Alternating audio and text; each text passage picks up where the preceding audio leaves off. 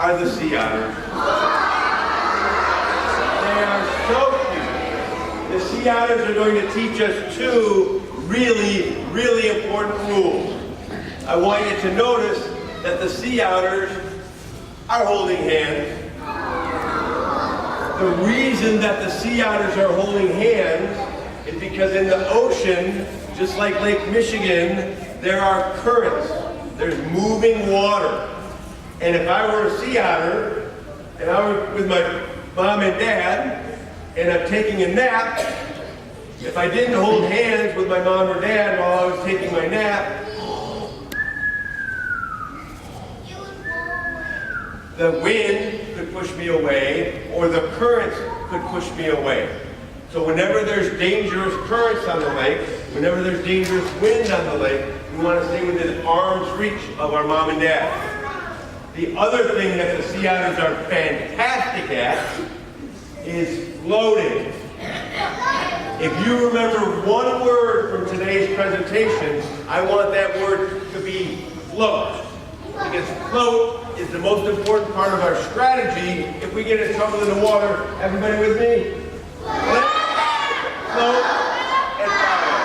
We can do much better than that. I want everybody in the office at the other side of the building on the second floor to hear it. Everybody. Excellent. Great job. Now, we're going to talk about dangerous currents. We're going to talk about moving water. So a current means something is moving the water. Some of you may have read a Winnie the Pooh story where they play Pooh sticks. And the way that we play Pooh sticks is I go find a stick. Oh, here's a nice stick.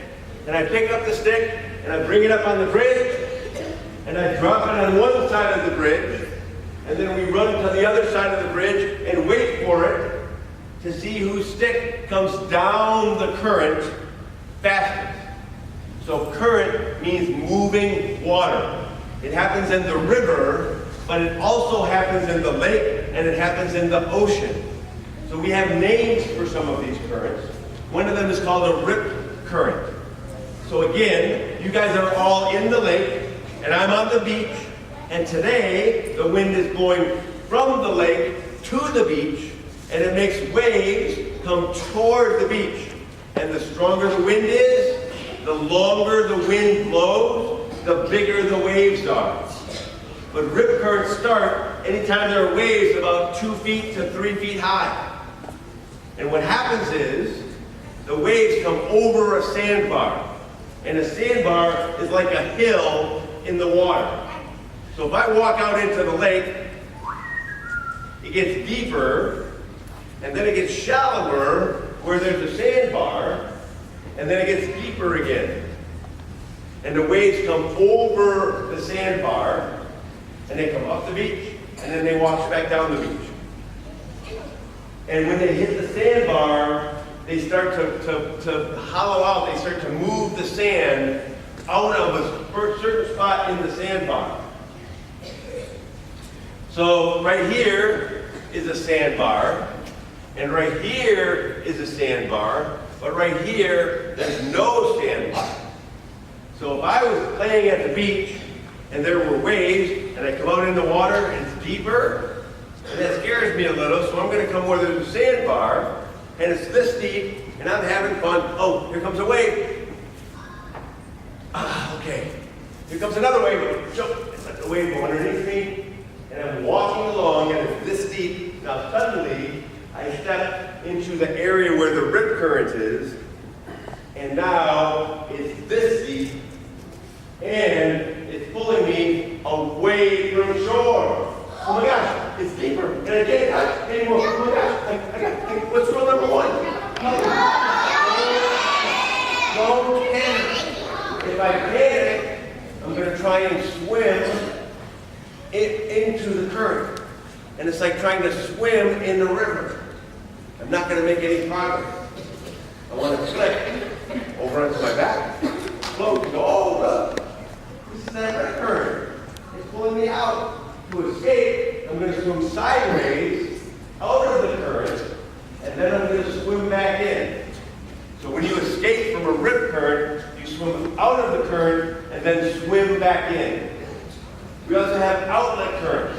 If you've ever been to Indiana Dunes at the state park, you know that they have this creek that runs out into the lake.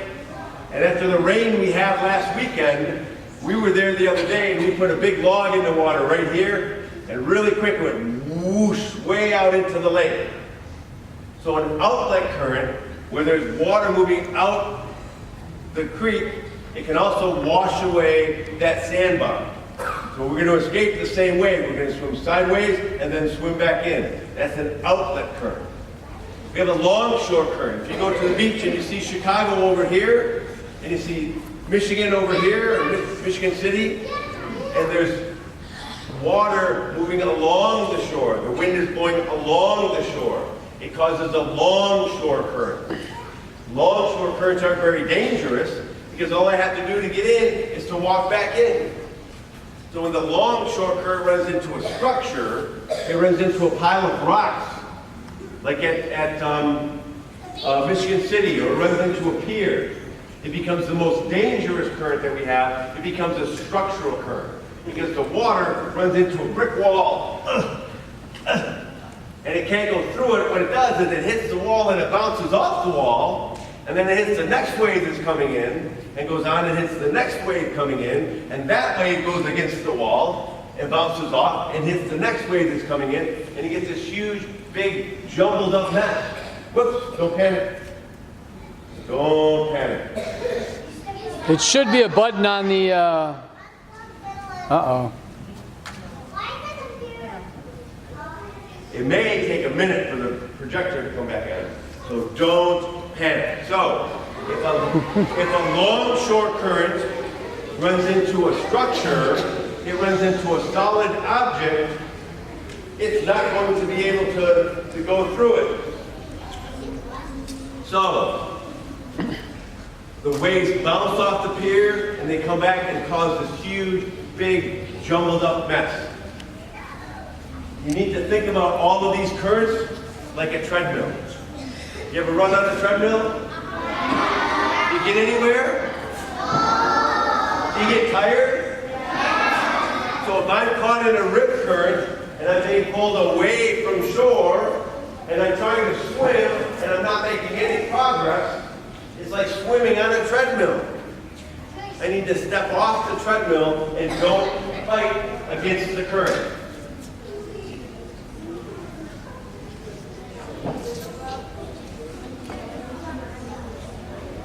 Okay, so I had a video of waves bouncing off the pier and coming into other waves. Don't panic. Panic is the worst thing that you can do. The next thing we're going to talk about is we're going to talk about what drowning really looks like.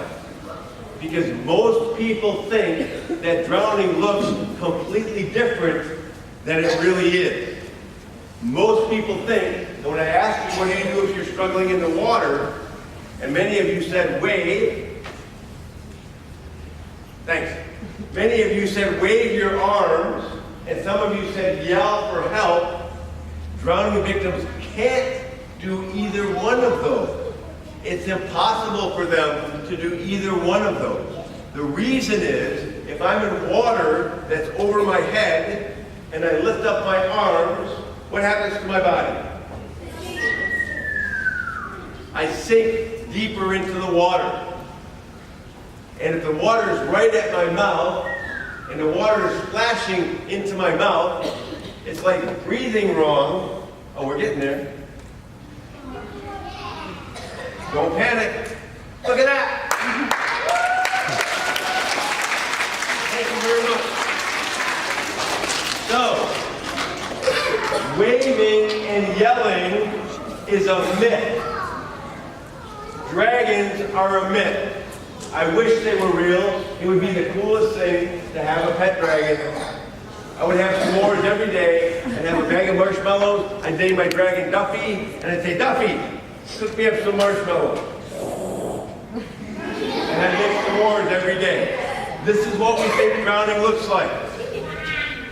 This is what your parents think drowning looks like, and this is what your grandparents think drowning looks like, because Hollywood, television, and cartoons have told you that drowning looks this way, but that's not the way drowning looks at all. This is a TV show called Baywatch. And most of your parents watch this show, and this is how they learn what drowning looks like. And it's really sad because it's not what drowning looks like. It's hard to hear the audio, so I have to do the voices for you. I gotta get this thing started. Brum, brum, brum, brum. I gotta get this thing. Oh no, look out. Ah, oh!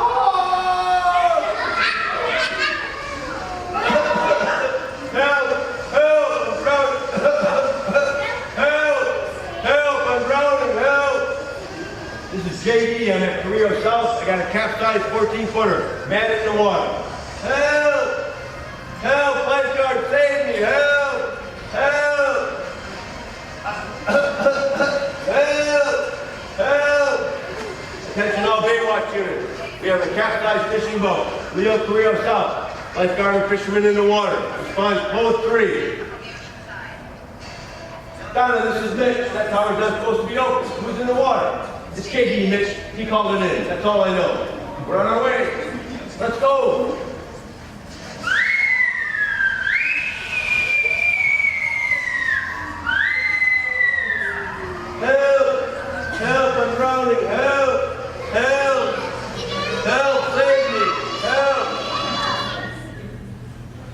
Some of your teachers laughing a little. You saw this episode, didn't you?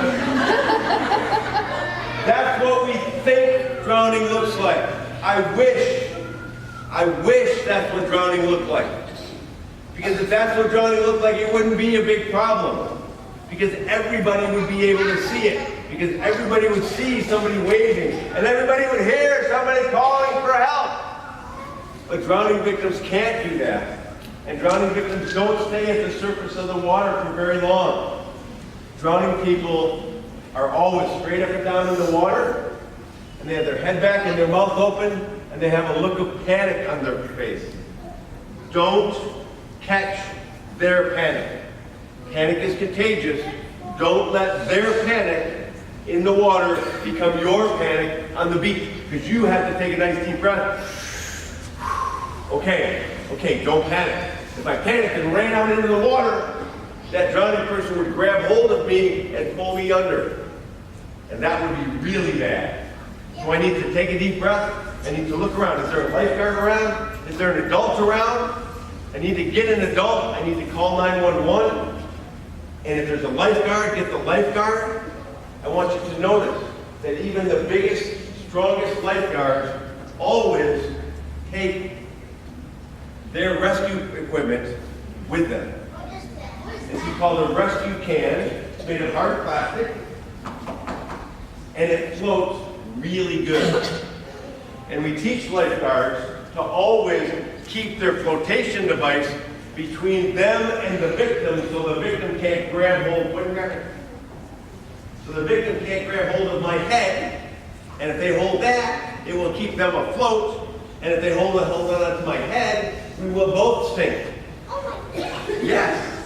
So make sure that you get a lifeguard, and they'll take their flotation device.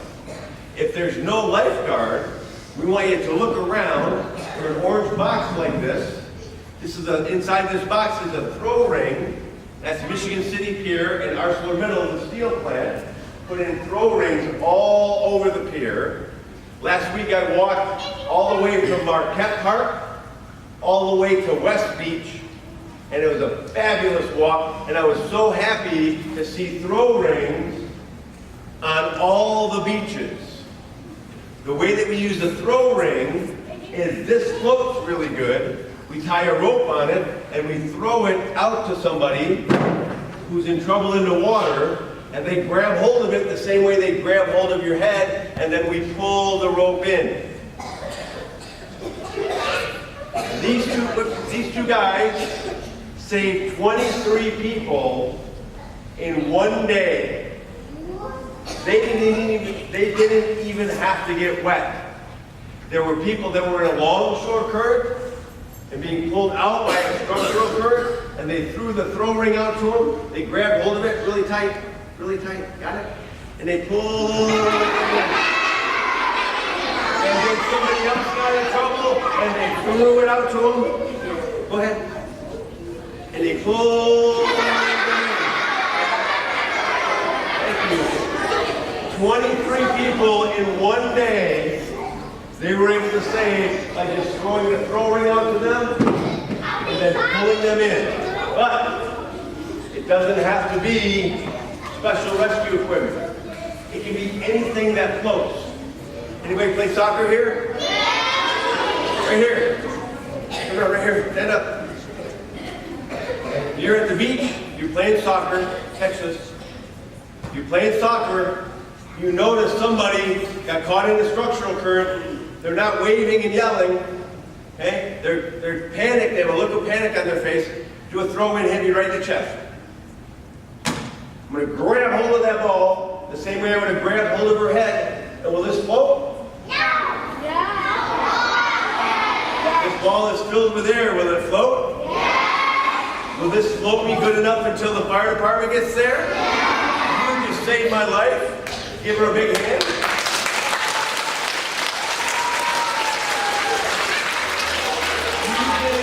Using an ordinary device like a soccer ball or a football or a volleyball. What about a plastic cooler? Plastic cooler floats really good. If it floats, it can save somebody's life. Throw it out to them. Don't panic. Don't panic. Everybody take a nice deep breath in. We're almost done. We're going to talk about some other dangers at the beach that are not in the water. Please, please don't bring glass to my beach. It will break. Somebody will cut their foot. They'll come to my lifeguard stand. Mr. Lifeguard, I'm sorry, I cut my foot. And I may have to call an ambulance. They might have to get stitches. There's also animals on our beaches called zebra mussels. They're a clam-like animal. It's about as big as your thumb, and they're really sharp. Please wear something on your feet. Wear sandals or water shoes or something. Today is going to be a fabulous day. Like I said, I'm going to the beach after school. Please, if you come with me to the beach, put on sunscreen. We don't want anybody getting sunburned. To review, safe for three, safe for kids, safe for water, safe for response. Learn how to swim, but no. Swimming in Lake Michigan is completely different than swimming in the pool. And you may know how to swim in a pool, but you probably don't know how to swim in Lake Michigan when the water is really rough. Whenever possible, swim near a lifeguard and have your parents learn CPR. From our friends the ducks, please stay close to mom and dad. Like our friends the penguins, jump feet first into the water and know the temperature before you go. Like our friends the turtle, walk